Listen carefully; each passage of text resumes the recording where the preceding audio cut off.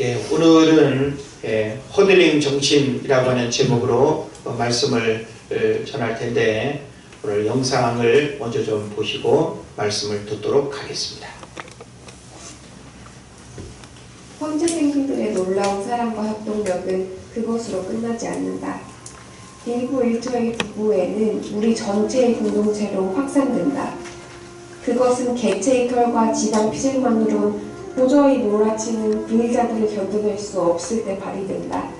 환상적인 그리고 믿을 수 없는 펭귄들의 허들링 전략이 시작되는 것이다. 경기장의 운동선수들이 어깨동무를 밀집하여 원을 만들고 서로를 격려하는 모습을 본 적이 있는 사람들은 알 것이다. 그것을 허들링이라고 부른다. 발의 알을 푸는 수컷들은 몸을 맞대어 밀집된 커다란 까비를 든다. 먼저 몸으로 단풍벽을 친 펭귄들은 서로의 체온을 모아 바깥보다 10도나 높은 따뜻한 내부의 공간을 만든다. 하나하나의 체온을 만들어낸 동료의 필리아의 생명 공간이다. 하지만 바깥 외벽을 친 펭귄들은 영하 50도의 추위에 노출되어 있다. 어떤 펭귄도 오래 버티지 못하고 얼어 죽게 되는 것이다. 그런데 아니다. 밖에 있던 펭귄이 안으로, 안에 있던 펭귄들이 밖으로 조금씩 우리 전체가 소용돌이처럼 돌면서 교대를 하기 때문이다. 하나하나가 살아있는 자발적 공동체, 히랍 때부터 인간들이 희구해온 공동선이라는 게 바로 이런 거다. 남극의 분리자들, 그 냉혹한 추위가 오히려 서로의 생명을 구축하고 공감하고 호응하는 삶의 양식을 만들어준 것이다. 밖의 주변에서 일생 동안 떨다 죽는 인간 사회와는 다르다. 남들의 빈선에는 너와 나가 없다. 리더가 없어도 법과 재판관이 없어도 공평한 필리아의 질서 속에서 살아간다.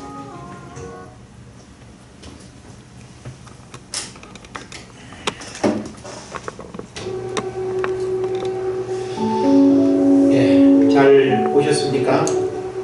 네. 허들링 정신이라고 하는 제목으로 오늘 말씀을 이제 나누게 되는데요. 남극은 영하 50도, 60도 되는 강추위가 이제 있게 되는데 어쩌면 그렇게 추운 날씨에 황제 펭귄들이 또 따뜻한 곳에서 알을 낳고 이렇게 이제 겨울을 보내면 좋을 텐데 오히려 가장 추울 때에 남극으로 이동을 한다라고 하는 거죠.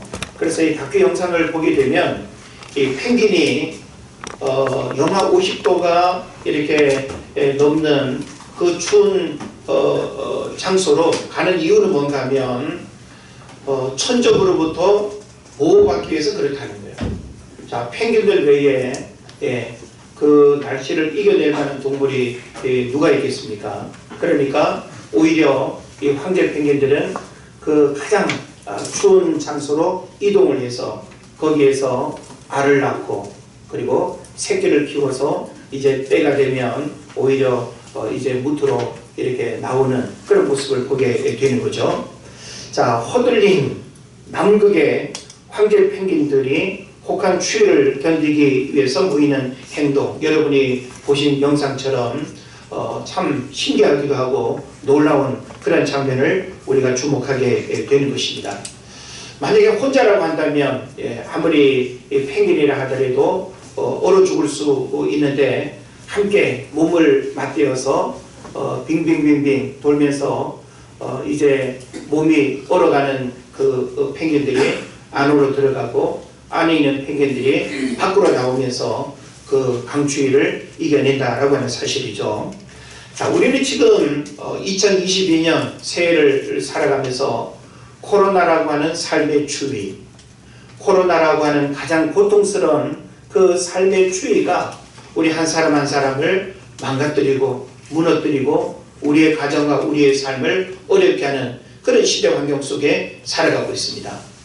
우리가 언제 끝날지 모르는 이 코로나 현재 진행형 가운데 참 이 생존에 대한 깊은 고민을 우리가 하게 되고 어떻게 공동체가 하나됨을 이루어서 함께 우리가 공존하고 어려움의 시간들을 이겨낼 수 있을까 하는 그런 고민을 하게 되는 거죠. 그런 면에서 저는 우리가 아무리 큰 목표가 있고 또 하나님을 위해서 무언가를 하고자 해도 한 사람 한 사람이 각계 전투처럼 하나님의 일들을 할 수가 없다라고 하는 거예요. 그래서 공동체는 서로 연대하고 서로 하나됨을 이루어서, 그래서 성경의 가르침을 우리가 빌린다면 연합하여 하나님의 뜻을 이루고 하나님의 교회를 세워가고 하나님이 맡겨주신 사명을 감당해야 될 줄을 믿습니다. 그래서 공동체 안에는 모두가 다 다른 그런 또 감정과 환경과 그런 또 마음들을 가지고 있죠. 그렇기 때문에 서로가 서로를 이렇게 끌어안고 함께 우리가 품고 배려하고 돌보지 않으면 그야말로 약한 자들은 도태될 수밖에 없고 공동체에서 이탈할 수밖에 없는 것이죠. 그래서 저는 그 어느 시대보다 지금 우리에게 필요한 것이 바로 허들링 정신이다 라고 하는 사실을 생각하게 되는 것입니다. 그래서 새해를 시작하는 우리에게 그 어떤 것보다 이 허들링 정신이야말로 주님이 우리에게 원하시는 정신이고, 교회 공동체가 이 허들링 정신으로 마음이 하나 되고 함께 서로의 어떤 연약함과 또 어려움의 일들을 함께 나누게 될 때 교회가 지향하고 또 교회를 향하신 그 하나님의 뜻을 온전히 이루어드리는 그런 삶을 살아가게 될 줄을 믿습니다. 아멘. 자, 그러면서 저는 여러분에게 이 영상의 내용처럼 과연 우리에게 허들링 정신이 있는가라고 하는 사실을 묻고 싶어요. 우리는 가족이라고 하는 혈연 공동체 안에서는 어려움의 시간들 앞에 서로 의지하고 서로 돕고 어려움의 시간을 함께하는 그런 가정 안에서의 허들링은 어느 정도 가능해요.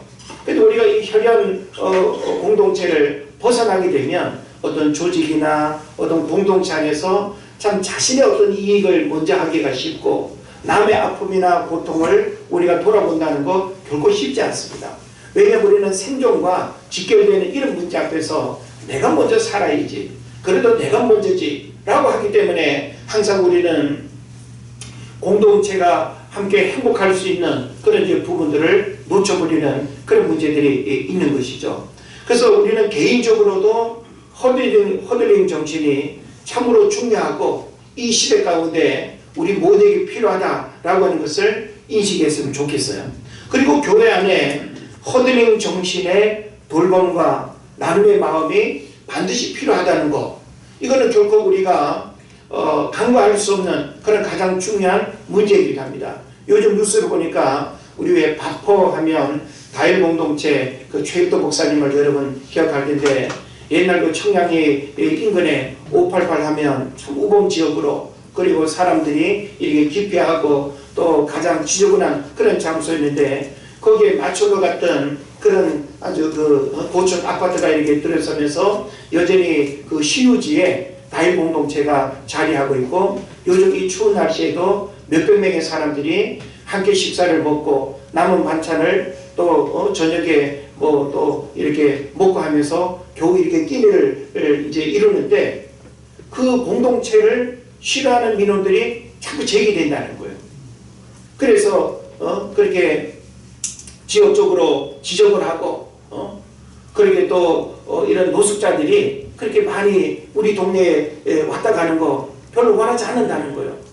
그래서 지금 그 바포 공동체가 굉장히 위기를 지금 이렇게 겪으면서 그 최일도 목사님이 지난주인가 열흘인가 얼마 이렇게 금식 기도를 하면서 지금 최대의 어떤 위기를 맞고 있는 이 바포 공동체를 어떻게 이끌어갈 것인가 하는 그런 이제 결단과 고민을 하나님 앞에서 한다고 제가 뉴스를 접했습니다.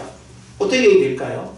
우리 사회는 가진 자와 또 없는 자, 부유한 자와 가난한 자가 함께 공존하고 있는데, 함께 더불어의 이런 삶이 이루어지지 못한다고 한다면 사회적 약자를 돌아보고, 그리고 또 노숙자와 같은 특별한 배려와 돌봄이 필요한 그런 사람들을 공동체 안에서 자꾸 밀어내고 그들의 설 자리를 우리가 외면한다고 한다면 공동체라고 하는 이 말은 결코 성립될 수가 없는 것입니다. 그러면서 교회뿐만이 아니라 사회는 이런 허들링 정신이 필요한 거예요. 함께 연대하고 함께 공동체를 이루면서 내가 가진 것을 나누고 함께 우리가 어려움의 일들을 우리가 수용하게 될 때 그 공동체는 아름다워지는 것이고 사회는 행복해지는 것입니다. 자, 그런 면에서 성경은 우리에게 이런 삶을 끊임없이 요구한다는 거예요. 다시 말하면 내 배만 채워라. 너만 잘 먹고 잘 살면 된다. 너만 구원 받으면 된다. 너만 기뻐하면 된다. 이걸 성경이 우리에게 가르쳐 주지 않습니다. 그래서 성경의 가르침은 뭔가 하면 서로 사랑이에요. 서로 사랑. 그래서 요한복음 13장 34절에도 보면 새 계명을 너희에게 주노니 서로 사랑하라. 내가 너희를 사랑한 것 같이 너희도 사랑하라. 이것이 바로 주님이 우리에게 요구하는 사랑이고 실천적 삶의 가르침이 되는 거죠. 또 베드로전서 3장 8절 9절에 보게 되면 마지막으로 말하노니 너희가 다 마음을 같이하여 동정하며 형제를 사랑하며 불쌍히 여기며 겸손하며 악을 악으로 욕을 욕으로 갚지 말고 도리어 복을 빌라. 이를 위하여 너희가 부르심을 입었으니 이는 복을 이어받게 하리 하십니다. 가난하고 어렵고 힘들고 고통 가운데 있는 사람들을 돌아보는 것이 하나님이 우리에게 주시는 복을 이어받게 하는 비결이라고 성경이 말하고 있습니다.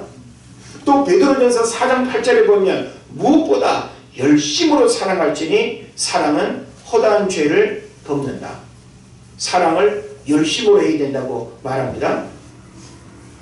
또 오늘 본문이죠. 데살로니가전서 5장 14절에 보면 또 형제들아 너희를 권면하노니 게으른 자들을 권계하며 마음이 약한 자들을 격려하고 힘이 없는 자들을 붙들어주며 모든 사람에게 오래 참으라. 지금 우리는 성경 곳곳에서 예수 그리스도를 주로 고백하며 이 땅을 살아가는 우리에게 주님을 사랑하는 실천적 삶의 가르침으로서 혼자만 구원받고 혼자만 행복하고 혼자만 잘 먹고 잘 사는 것이 아니라 어려운 이웃들을 돌아보고 또 교회 공동체 안에서 연약한 지체들을 서로 돌아보고 함께 허들링 정신의 마음으로 하나님 나라를 향해서 달려가야 된다는 거예요.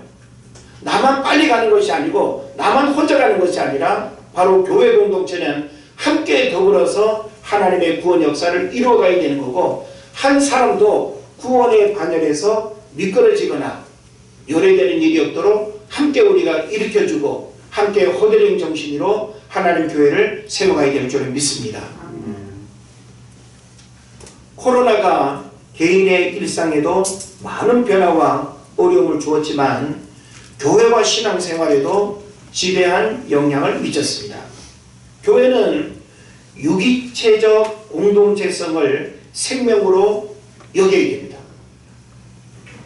유기체적 공동체성이 뭘까요? 예수 그리스도를 중심으로 해서 저와 여러분이 우리 몸에 여러 가지 기능이 있는 것처럼 예수 그리스도를 중심으로 해서 우리 모두는 함께 연결되어져 있는 한 몸 하나의 공동체라는 거예요. 우리 몸에서 어느 한 부분 불필요한 게 있습니까? 마음에 안 든다고 해가지고 손을 잘라버리고 그럴 수가 있나요? 결국 그럴 수 없습니다. 교회라고 하는 공동체는 함께 가는 거예요. 모양이 어떠하든지 어떤 자리에 있든지 어떤 모습이든지 교회라고 하는 공동체는 저마다의 역할과 부르심이 있다라고 하는 사실을 알면서 이런 유기체적 공동체성을 끊임없이 우리가 세워가는 일을 위해서 힘써야 된다라고 하는 것입니다. 그런데 코로나는 우리에게 적어도 세 가지의 문제를 낳았습니다. 그 세 가지의 문제는 계속 방치하고 내버려둘 문제가 아니라 이 세 가지의 문제들은 우리가 극복하고 다시금 회복해야 될 문제입니다. 자, 코로나가 우리에게 어떤 문제를 가져왔을까요? 한 가지는 관계의 단절을 가져왔습니다. 우리 지금 누가 안 보이고 누가 안 나오면 그냥 이전에는 왜 안 나왔을까? 어디 아픈가? 이런 생각을 하고 우리가 걱정을 했다면 지금은 뭘로 그냥 다 끝나버리죠? 뭐 코로나 때문이겠지.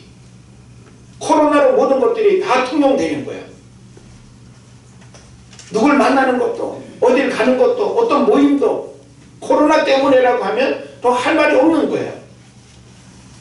그래서 이 코로나가 우리 일상뿐만 아니라 교회 공동체, 우리들 신앙에도 대단히 부정적인 어떤 영향과 많은 문제를 우리에게 제기했는데 바로 관계의 단절을 가져왔다는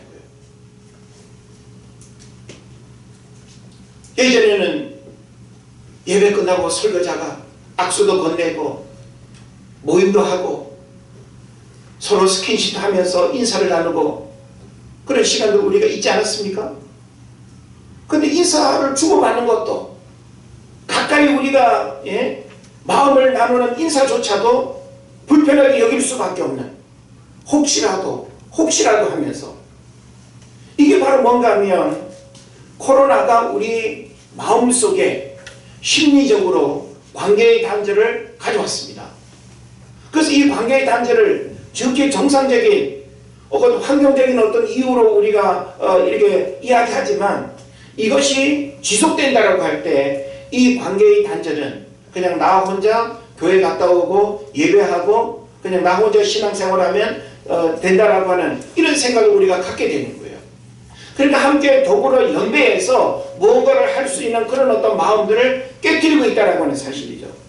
그러면서 오늘 우리에게 필요한 것은 관계의 단절을 가져온 이 코로나 시대에 다시금 마음을 하나로 모으고 뜻을 하나로 모아서 2022년 새해를 살아가는 우리가 더 하나님 앞에 공동체를 통해서 하나님이 원하시는 아름다운 신앙 고백의 역사들을 이루어가야 될 줄로 믿습니다.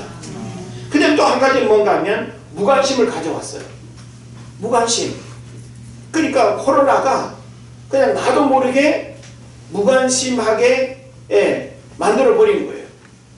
그러니까 내가 관심을 가지고 다가가고 싶어도 코로나에 장애물이 있고 벽이 있는 거죠.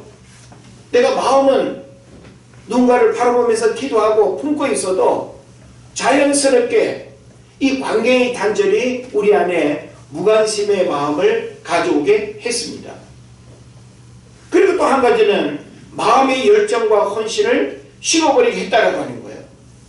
내가 교회에 나오긴 나오지만 하나님 우리에게 주어진 직분, 사명, 부르심의 일들 우리가 하나님 앞에 고백하고 헌신해야 될 그런 어떤 마음들을 여러분 이전 코로나 이전과 같은 그런 열정을 우리가 가지고 있나요? 역시 우리는 하나 하고 싶지. 전도도 하고 싶고 뭐도 하고 싶고 뭐도 하고 싶지. 그런데 코로나 때문에 그래서 여러 목사님들의 설교를 영상으로 이렇게 들어보면 이런 부분들을 당연시 여기면서 여전히 비대면이 옳다. 어쩔 수 없지 않냐. 라고 또 이렇게 받아들이는 그런 분들이 있는가 하면 아니다. 이럴수록 교회는 더 모이고 기도하고 연합하고 하나님의 교회를 세워가는 일에 더 우리가 헌신해야 된다라고 하는 그런 마음을 강조하는 경우도 있습니다. 우리는 적당하게 이것도 타협하고 저것도 타협하고 이걸 말하는 것이 아니라 지금 우리가 장기화되고 있는 이 코로나 시대 환경 속에서 정말 하나님이 우리에게 원하시는 내 신앙이 병들지 않고 내 신앙의 열정이 마르지 않고 하나님 앞에 내 신앙이 식어지지 않는 그 신앙 고백의 삶이 어떻게 그냥 환경적인 어떤 것들로 우리가 다 해석하고 그리고 또 우리가 또 이렇게 말할 수 있겠는가라고 하는 것이죠. 장기화되는 이 코로나 시대 환경 속에서 신앙생활의 그 무엇보다 회복의 역사가 일어나야 됩니다.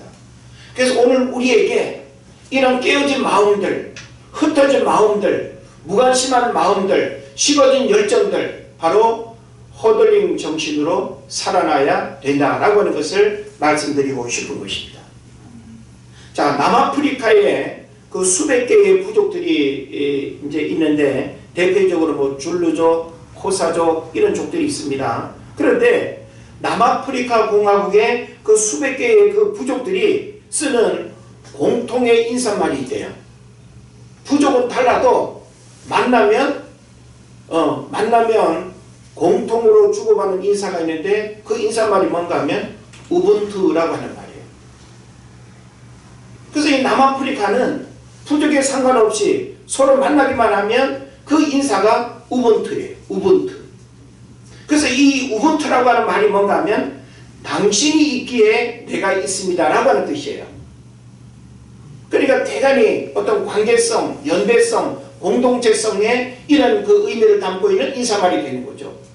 우분투. 너가 있으니까 내가 있다. 우분투. 당신 때문에 내가 행복하다. 우분투. 당신 때문에 내가 살아가는 거다. 혼자가 아닌 끊임없는 관계의 연결성. 이게 바로 우분투라고 하는 인사말입니다. 그래서 아프리카 부족에 대해서 연구 중이던 어떤 인류학자가 한 부족 아이들을 모아놓고 게임을 제안했습니다. 나무 옆에 싱싱하고 달콤한 과일 바구니를 놓고 누구든지 먼저 저기 고목나무를 돌아서 오는 아이에게 이 아주 맛있고 탐스러운 이 과일 바구니를 주겠다고 했어요. 우리 아이들 같으면 준비땅 하기도 전에 그냥 먼저 그냥 튀어나가고 나 혼자 먹겠다고 뛰어갈 아이들이 대부분 아니겠어요? 근데 이 인류학자가 그 말을 이렇게 건네는데 그 말이 통역되자마자 아이들은 약속이라도 한 듯 서로의 손을 붙잡고 함께 돌아오고 함께 노래를 하면서 우분투 하면서 돌아오더라는 거죠. 그러니까 그들의 삶 속에는 놀이처럼 어떤 상황에서도 혼자를 인정하지 않는 거예요. 혼자를 누군가가 요구해도 우리는 함께라는 거죠. 우분투.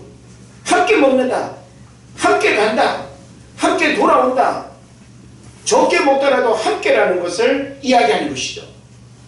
이게 바로 어려운 시대를 살아가는 우리에게 필요한 대단히 중요한 성경적 가르침의 정신일 수 있겠다 하는 생각을 해보는 것입니다.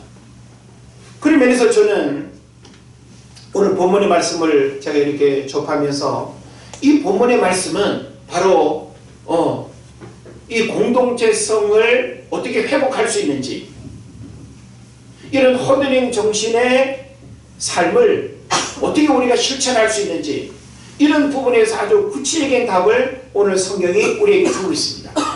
그래서 13절에 보면 마지막에 뭘 말씀하는가 하면 너희끼리 화목하라 그랬어요. 여기서 너희끼리라고 하는 말은 뭔가 하면 믿는 사람들이 모인 그 공동체가 어떻게 해야 된다는 거예요? 화목해야 된다는 거예요. 하나님이 우리에게 허락하신 모임과 공동체가 있잖아요. 그 모임이 화목해야 된다는 거예요. 예? 한번 따라합시다. 너희끼리 화목하라. 예. 그러니까 우리 은혜제일교회 성도들은 우리 은혜제일교회 성도이기 때문에 서로 화목해야 된다는 거예요. 화목이 뭔지 여러분 아시죠? 자, 너희끼리 화목하라고 하는 이 말은 현재 시제 명령형입니다. 그래서 화목을 지속적으로 유지하라는 명령이에요. 어떤 연례 행사처럼 게임처럼 한번 하고 또 싸우고 토라지고 안 만나고 하는 것이 아니라 끊임없이 이 화목함을 계속 현재 진행형으로 유지해야 된다는 거예요. 이게 바로 주님이 우리에게 요구하시는 화목의 의미가 되는 것입니다. 그래서 너희끼리라고 하는 이 말은 원어적으로 너희 자신들 안에서 너희들 가운데서 라고 하는 의미입니다. 그러니까 교회 안에서 화평이 교회를 견고하게 유지하는 기둥이 된다는 사실을 우리가 알아야 돼요. 여러분 가와만사성이라는 말 많이 들어보셨죠? 옛날 아마 집집마다 그냥 가훈이 다 모였어요. 이거예요. 가와만사성. 예? 가정이 화목해야 만사가 형통하다는 거죠. 자, 가정에 엄마 아빠가 늘 싸우고 산이 그냥 안산이 그냥 다투고 막 그냥 집어던지고 깨지는 소리가 나고 엄마 소리치는 소리가 그냥 울려 퍼지고 화목하지 못한 가정에는 결코 행복할 수가 없어요. 잘 될 수가 없어요. 교회도 마찬가지입니다. 교회도 얼마든지 화목할 수 없는 그런 갈등과 그런 문제들이 얼마든지 있을 수 있죠. 교회는 끊임없이 내 생각이 옳다고 주장하고 내 입장이 옳다고 말하는 것이 아니라 우리는 예수 그리스도 안에서 그 주님 앞에 나의 모든 것들을 내려놓을 수 있어야 돼요. 나를 주장하는 것이 아니라 나를 포기하고 내 생각을 내려놓고 주님이 원하시는 그 마음의 뜻을 같이 하는 것, 이게 바로 화목의 비결이 되는 것입니다. 교회 공동체 안에서 내 목소리가 옳다고 주장하고 내 생각이 옳다고 주장하면 관계가 깨어질 수밖에 없습니다. 그래서 이 화목이라고 하는 것이 이렇게 중요한 것이죠. 그래서 화목함을 잃어버리면 분쟁과 갈등이 일어나서 그 공동체가 가지고 있는 영향력은 사라지고 마는 것입니다. 그런 면에서 참 코로나는 우리로 하여금 화목하지 못하게 하는 환경적 요인 중에 하나임에 틀림이 없습니다. 어찌 보면 이런 시대 환경 속에서도 우리가 화목해야 되고 화목할 수 있는 어떤 다양한 방법들을 우리가 또 고민해야 되는데 그냥 코로나라고 하는 이유 하나만으로 모든 화목의 일들이 깨어져 버린다. 이건 너무나 고통스러운 현실이 되는 것입니다. 그리고 공동체의 화목을 위한 실천적 행동은 무엇일까요? 오늘 14절에서 구체적으로 여러 가지를 이야기하고 있습니다. 자, 공동체가 허드렛 정신의 마음으로 화목할 수 없는 갈등과 문제들을 제거하고 우리가 서로 주 안에서 유기체적 공동체성을 우리가 회복하기 위해서는 우리 안에 이런 독초 같은 문제들은 어떻게 해야 되겠어요? 분명히 우리가 극복해야 되겠죠. 그걸 오늘 성경이 우리에게 가르쳐주고 있습니다. 그래서 14절을 보면 먼저 뭘 이야기하는가 하면 게으른 자들을 권계하며 그랬습니다. 한번 따라합시다. 게으른 자들을 권계하며. 자, 우리 교회 안에서 게으른 자들이 있을 수 있겠죠. 게으른 자들을 계속 탓하고 또 비난하고 그러면 공동체가 화목할 수 있을까요? 없을까요? 없어요. 그래서 여기서 게으른 자들이라고 하는 말은 뭔가 하면 대열을 벗어난 그런 뜻이에요. 대열을 벗어났다. 자, 우리가 줄을 서서 지금 이렇게 걸어가고 있는데 이 사람 뒤에 내가 이렇게 걸어가야 되는데 이 게으른 자들이라고 하는 말은 군대 용어로서 행군 중에 대열에서 이탈하여 낙오된 병사를 가리킵니다. 이해가 되시죠? 그래서 그들이 대열에서 벗어나는 것은 체력 문제가 아닌 규율에 대한 반항과 게으름 때문이라고 하는 거예요. 그래서 이것을 교회 공동체의 어떤 분위기로 우리가 이해를 해본다면 교회의 질서를 싫어하여 무질서하게 제멋대로 행동하는 사람들, 자기 식욕을 절제하지 않으면서도 게을러 일하기를 싫어하는 사람들을 지칭하는 용어로 이 단어가 쓰이고 있다는 것입니다. 그래서 여기서 권계라고 하는 말은 좀 쉽게 하면 훈계라는 뜻이에요. 훈계. 그러니까 대열에서 이탈한 자들을 어떻게 하라고요? 잘 훈계하라 이 말이에요. 예?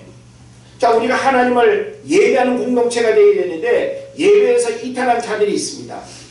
함께 2020년, 2022년 교회 표가 정해지고 또 어떤 셀별로 또 각 기관별로 올 한 해 우리가 하나님 앞에 고백하고 헌신하기를 원하는 그런 일들이 있지 않습니까?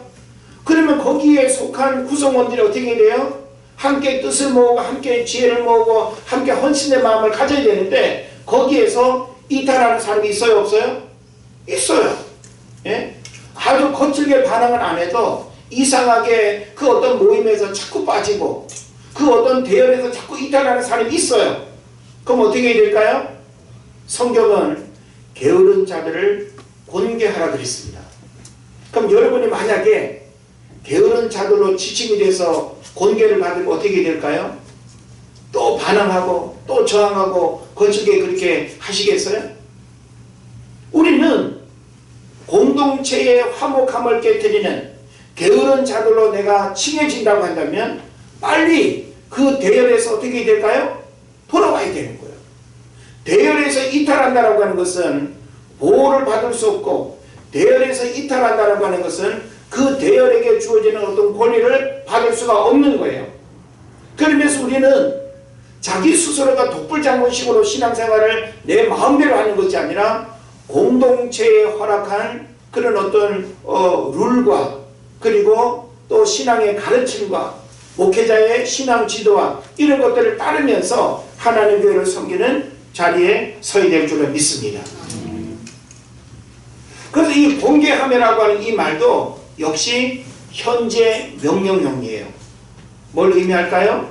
이 현재 시제는 지속적이고 일관되게 훈계하라는 것을 의미하는 것입니다. 그래서 공동체의 이 대열에서 이탈한 사람들을 무관심으로 내버려 두지 말고 점점 더 이 대열에서 멀어지도록 방치하지 말고 계속 찾아가고 고민하고 그래도 빨리 이 대열에 들어와야지. 이 대열에 들어오도록 구원의 대열, 예배의 대열, 기도의 대열, 축복의 대열로부터 벗어난 지체들이 있다고 한다면 그들을 끊임없이 훈계하고 권면하여 이 대열에 이끌 때에 바로 이 공동체는 화목함을 이루는 믿음의 공동체가 될 줄을 믿습니다. 그 다음에 성경은 또 두 번째로 뭘 말하는가 하면 마음이 약한 자들을 어떻게 해요? 격려하며 그랬습니다. 한번 따라합시다. 마음이 약한 자들을 격려하며.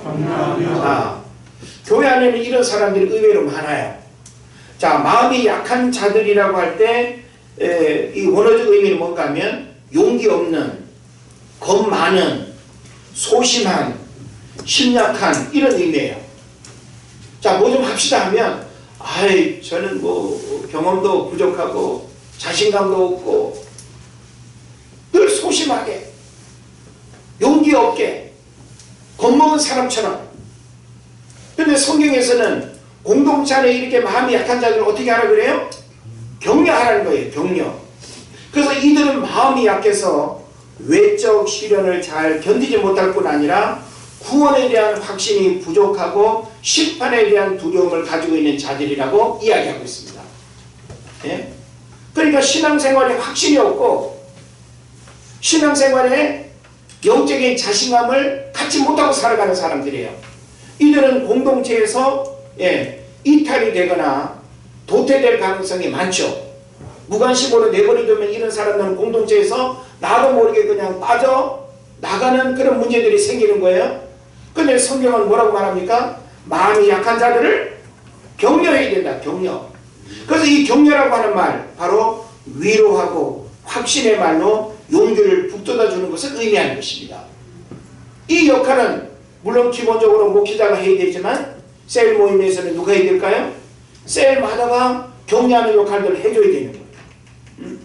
또 각 기관에서는 그 기관의 장들이 그 모임의 구성원들을 마음이 약한 자들을 자꾸만 찾아가고 격려하는 이런 역할들을 해야 되는 것입니다.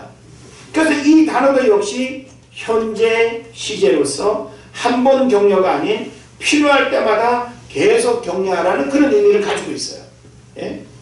그러니까 우리가 게으른 자들을 훈계하고 마음이 약한 자들을 격려하고 하는 이것은 일회성으로 그렇게 해서는 안 된다는 거예요. 분명히 어떤 문제를 갖고 있는 사람을 한번 우리가 말하기는 쉽죠.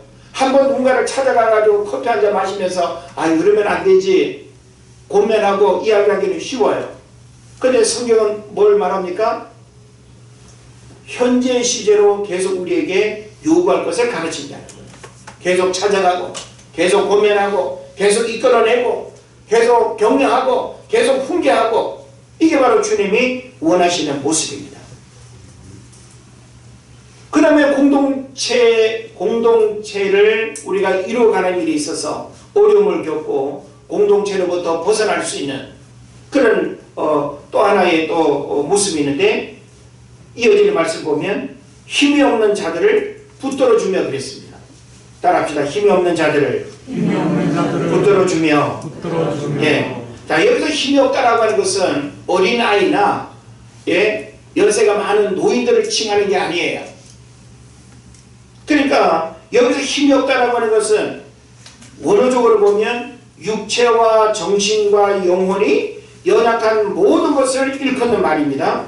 그래서 이들은 어려움에 낙담하기 쉽고 유혹에 넘어지기 쉬운 존재들이라는 거예요. 그래서 바울은 이런 유의 사람들을 붙들어줘야 된다고 그랬어요. 자, 누가 막 쓰러지려고 막 비틀거려. 어떻게 해야 돼요? 붙들어줘야 돼요. 예? 우리가 힘들 때 누군가를 의지하고 누군가가 나를 부축해주면 어때요? 살아날 수 있는 거예요.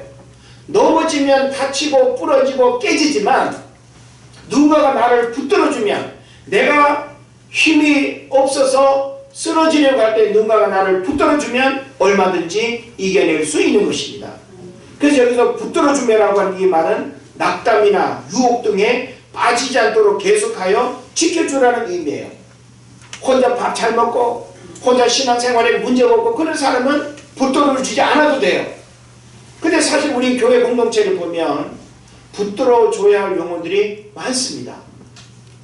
오늘 여러분이 이 말씀을 듣고 내가 누구를 붙들어줄 것인가, 내가 누구를 붙들어주기 위해서 찾아가고 만나야 되는가, 여러분이 기도로 붙들어주고 혹은 카톡으로 붙들어주고 전화 한 통화로 붙들어주고 때로는 찾아가서 고민하는 일로 붙들어주고, 이 붙들어주는 이 마음이 쓰러질 수 있는 그 힘없는 연약한 자를 다시금 일으키고 교회 공동체가 화목하고 교회 공동체가 견고하게 세워질 수 있는 중요한 비결이 된다는 것을 성경이 우리에게 말하고 있는 것입니다. 그리고 마지막에 이 14절 끝에 보면 모든 사람에게 오래 참으라 그랬어요. 모든 사람에게 오래 참으라.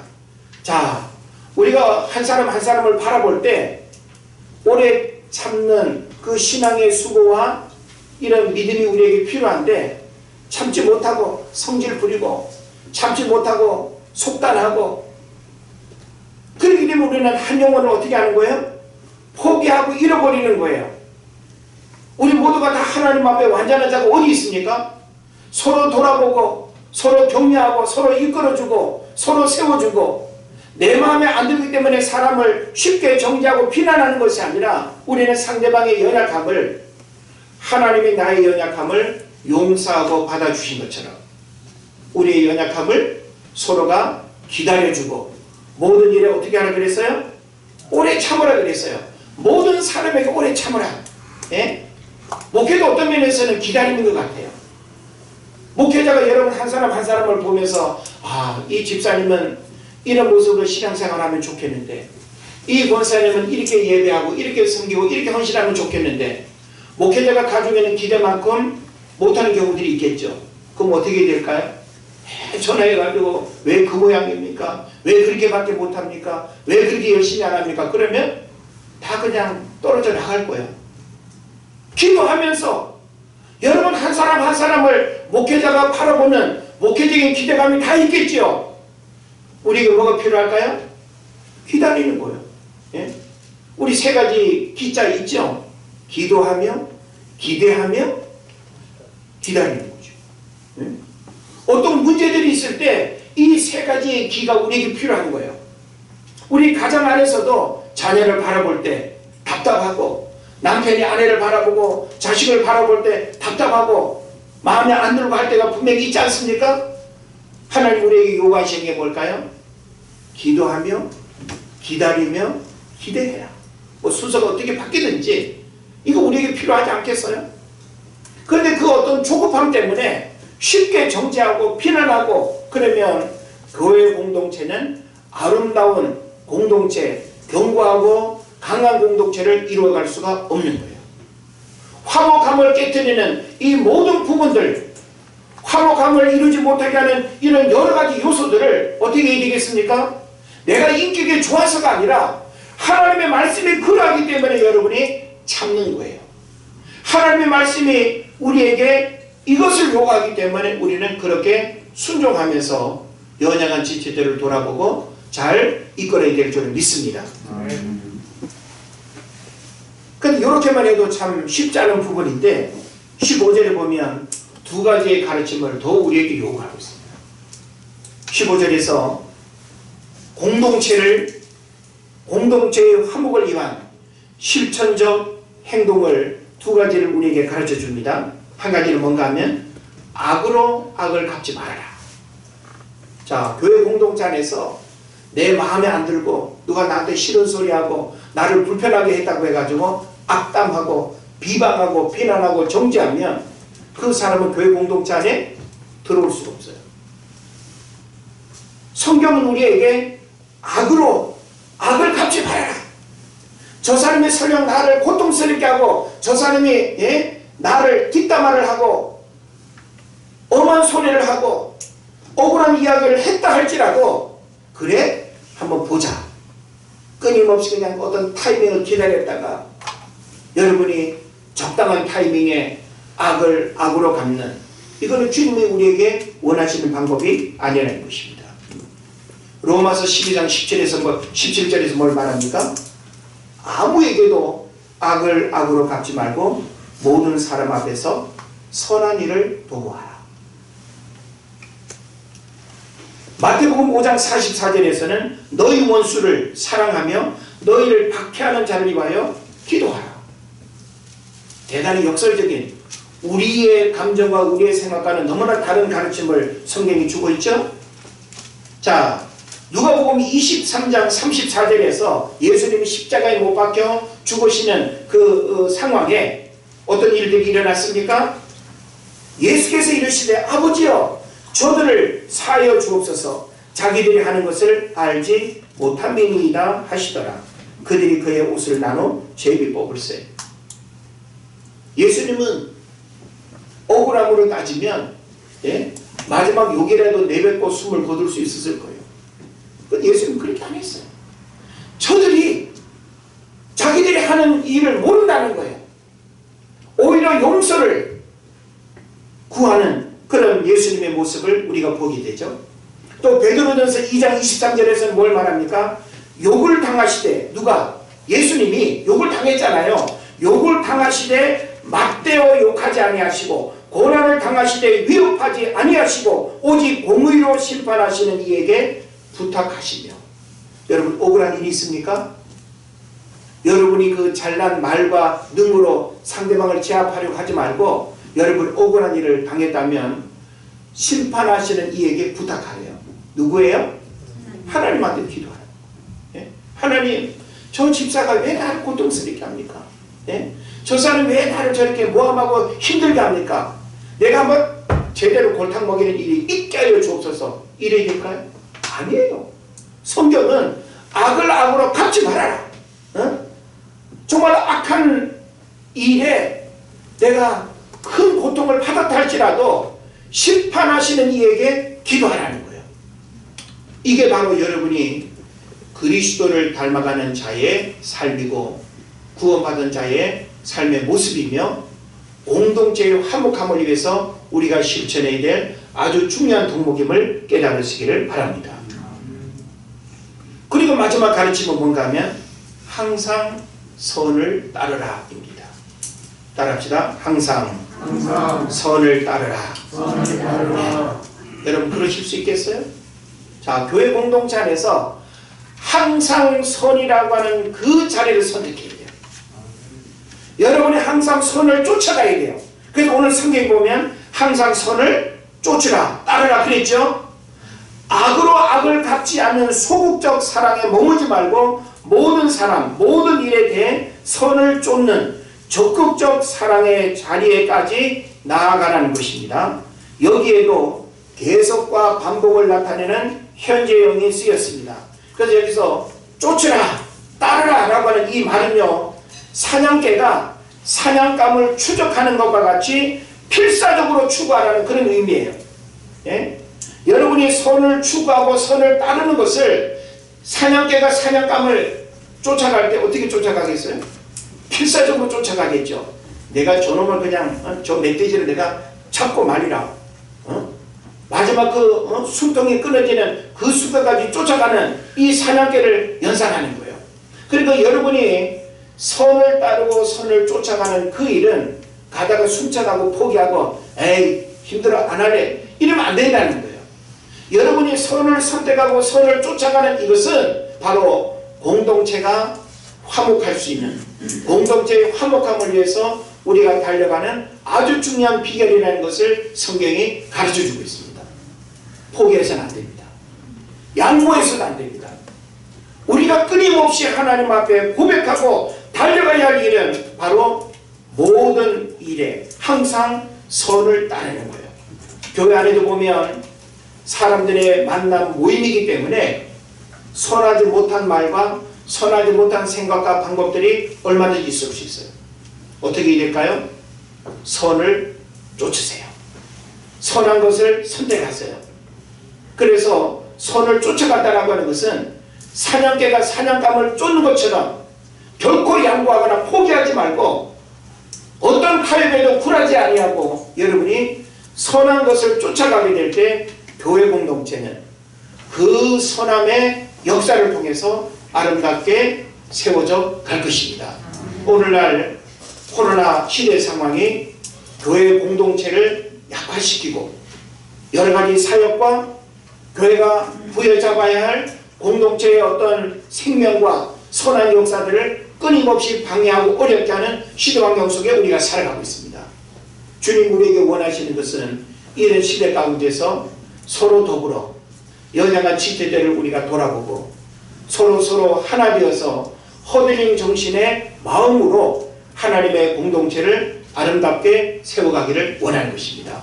그래서 이 말씀을 여러분이 기억하면서 여러분이 이 공동체 허들링 정신의 이 마음을 같이 해야 되는 이 자리에서 여러분이 열어야 된다고 한다면 죽는 거예요.